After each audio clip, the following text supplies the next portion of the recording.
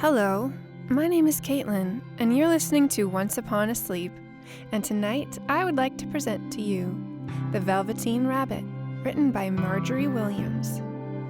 Tonight's story is dedicated to Raina, Kasdan, and Emerson Burns. Please subscribe and like this story, and let me know in the comments if there is a special someone you would like to dedicate a future sleep story to. Before we begin our story, take a moment to snuggle under your covers and relax. Take a deep breath and empty your mind as we are transported into the magical world of the Velveteen Rabbit. There once was a Velveteen Rabbit, and in the beginning, he was really splendid. He was fat and bunchy, as a rabbit should be. His coat was spotted brown and white. He had real thread whiskers, and his ears were lined with pink sateen. On Christmas morning, when he sat wedged on top of the boy's stocking, with the sprig of holly between his paws, the effect was charming. There were other things in the stocking, nuts and oranges and a toy engine, and chocolate almonds and a clockwork mouse. But the rabbit was quite the best of all. For at least 2 hours the boy loved him.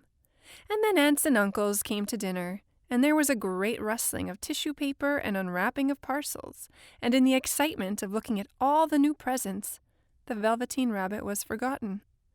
For a long time he lived in the toy cupboard, or on the nursery floor, and no one thought very much about him. He was naturally shy, and being only made of velveteen, some of the more expensive toys quite snubbed him. The mechanical toys were very superior, and looked down upon everyone else. They were full of modern ideas, and pretended they were real. The model boat, who had lived through 2 seasons and lost most of his paint, caught the tone from them, and never missed an opportunity of referring to his rigging in technical terms. The rabbit could not claim to be a model of anything, for he didn't know that real rabbits existed. He thought they were all stuffed with sawdust, like himself, and he understood that sawdust was quite out of date and should never be mentioned in modern circles. Even Timothy, the jointed wooden lion who was made by the disabled soldiers and should have had broader views, put on airs and pretended he was connected with government. Between them all, poor little rabbit was made to feel himself very insignificant and commonplace, and the only person who was kind to him at all was the skin horse. The skin horse had lived longer in the nursery than any of the others. He was so old that his brown coat was bald in patches and showed the seams underneath, and most of the hairs on his tail had been pulled out to string bead necklaces. He was wise, for he had seen a long succession of mechanical toys arrive to boast and swagger, and by break their mainsprings and pass away. And he knew that they were only toys, and would never turn into anything else. For nursery magic is very strange and wonderful, and only those playthings that are old and wise and experienced, like the skin horse, understood all about it. "What is real?" asked the rabbit one day, when they were lying side by side near the nursery fender, before Nana came to tidy the room. "Does it mean having things that buzz inside you and a stick-out handle?" "Real isn't how you are made," said the skin horse. "It's a thing that happens to you. When a child loves you for a long, long time, not just to play with, but really loves you, then you become real." "Does it hurt?" asked the rabbit. "Sometimes," said the skin horse, for he was always truthful. "When you are real, you don't mind being hurt." "Does it happen all at once, like being wound up?" he asked. "Or bit by bit?" "It doesn't happen all at once," said the skin horse. "You become. It takes a long time. That's why it doesn't happen often to people who break easily, or have sharp edges, or have to be carefully kept. Generally, by the time you are real, most of your hair has been loved off, and your eyes drop out, and you get loose in the joints and very shabby. But these things don't matter at all. because once you are real, you can't be ugly, except to people who don't understand. I suppose you are real, said the rabbit, and then he wished he had not said it, for he thought the Skin Horse might be sensitive. But the Skin Horse only smiled. The boy's uncle made me real, he said. That was a many great years ago, but once you are real, you can't become unreal again. It lasts for always. The rabbit sighed. He thought it would be a long time before this magic called real happened to him. He longed to become real, to know what it felt like, and yet the idea of growing shabby and losing his eyes and whiskers was rather sad. He wished that he could become it without these uncomfortable things happening to him. There was a person called Nana who ruled the nursery. Sometimes she took no notice of the playthings lying about, and sometimes, for no reason whatever, she went swooping about like a great wind and hustled them away in cupboards. She called this tidying up, and the playthings all hated it, especially the tin ones. The rabbit didn't mind it so much, for whenever he was thrown, he came down soft. One evening, when the boy was going to bed, he couldn't find the china dog that always slept with him. Nana was in a hurry, and it was too much trouble to hunt for china dogs at bedtime. So she simply looked about her, and seeing that the toy cupboard door stood open, she made a swoop. "Here," she said, "take your old bunny. He'll do to sleep with you." And she dragged the rabbit out by one ear and put him in the boy's arms. That night, and for many nights after, the Velveteen Rabbit slept in the boy's bed. At first, he found it rather uncomfortable, for the boy hugged him very tight. And sometimes he rolled over on him, and sometimes he pushed him so far under the pillow that the rabbit could scarcely breathe. And he missed, too, those long moonlight hours in the nursery, when all the house was silent, and his talks with the Skin Horse.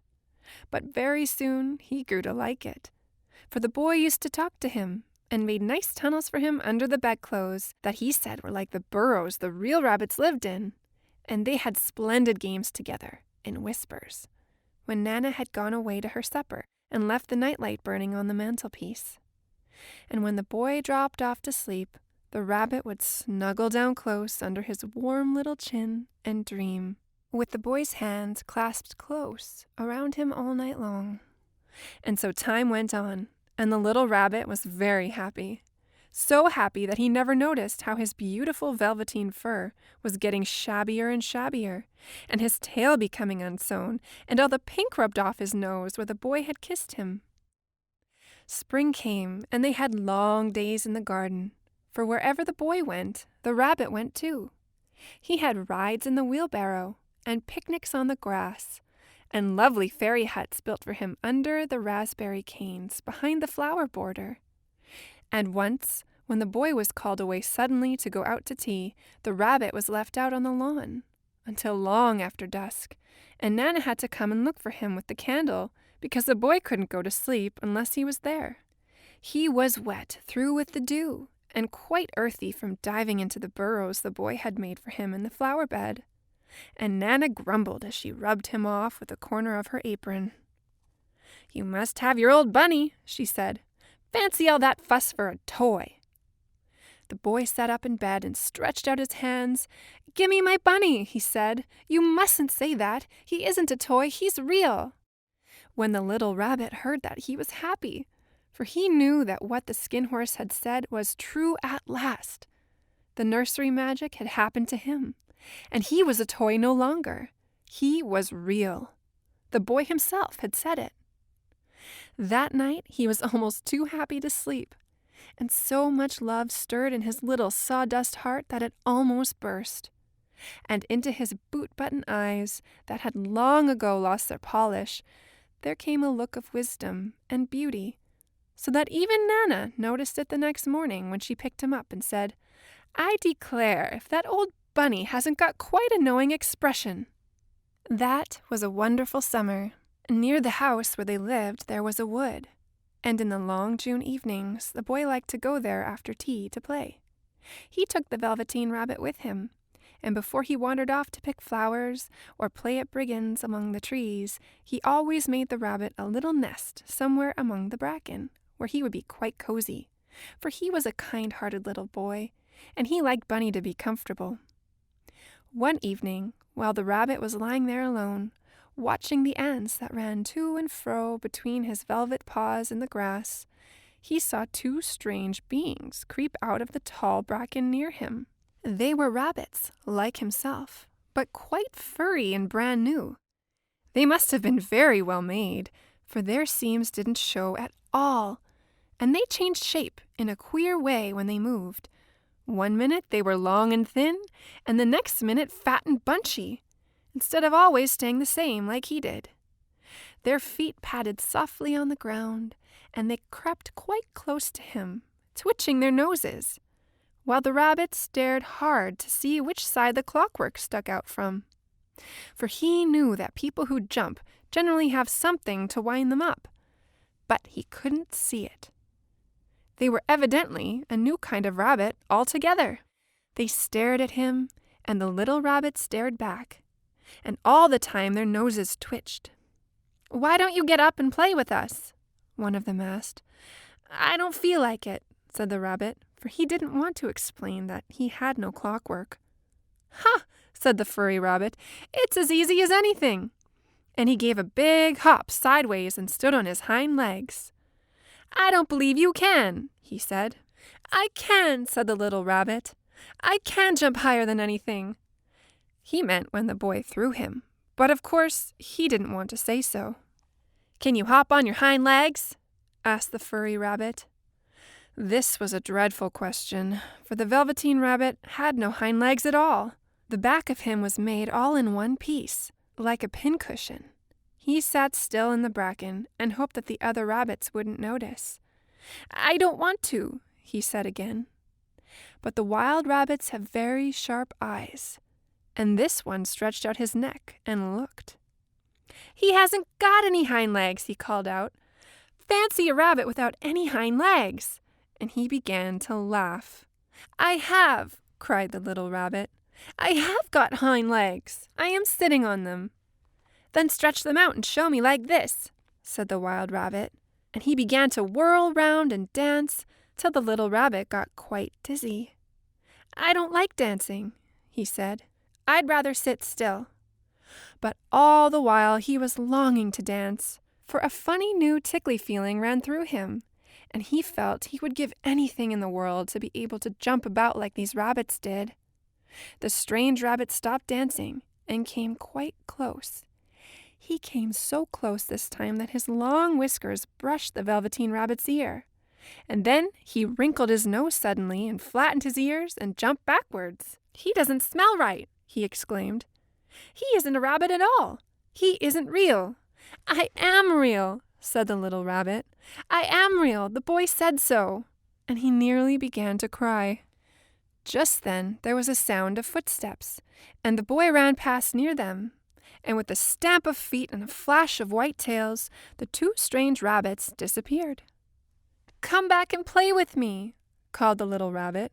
"Oh, do come back. I know I am real." But there was no answer. Only the little ants ran to and fro, and the bracken swayed gently where the two strangers had passed. The Velveteen Rabbit was all alone. "Oh dear," he thought. "Why did they run away like that? Why couldn't they stop and talk to me?" For a long time he lay very still, watching the bracken, and hoping that they would come back. But they never returned, and presently the sun sank lower, and the little white moths fluttered out, and the boy came and carried him home. Weeks passed, and the little rabbit grew very old and shabby, but the boy loved him just as much. He loved him so hard that he loved all his whiskers off, and the pink lining to his ears turned gray, and his brown spots faded. He even began to lose his shape, and he scarcely looked like a rabbit anymore, except to the boy. To him, he was always beautiful, and that was all that the little rabbit cared about. He didn't mind how he looked to other people, because the nursery magic had made him real, and when you are real, shabbiness doesn't matter. And then, One day, the boy was ill. His face grew very flushed, and he talked in his sleep, and his little body was so hot that it burned the rabbit when he held him close. Strange people came and went in the nursery, and a light burned all night, and through it all the little Velveteen Rabbit lay there, hidden from sight, under the bedclothes, and he never stirred, for he was afraid that if they found him, someone might take him away, and he knew that the boy needed him. It was a long, weary time, for the boy was too ill to play, and the little rabbit found it rather dull with nothing to do all day long. But he snuggled down patiently and looked forward to the time when the boy should be well again, and they would go out in the garden amongst the flowers and the butterflies and play splendid games in the raspberry thicket, like they used to. All sorts of delightful things he planned.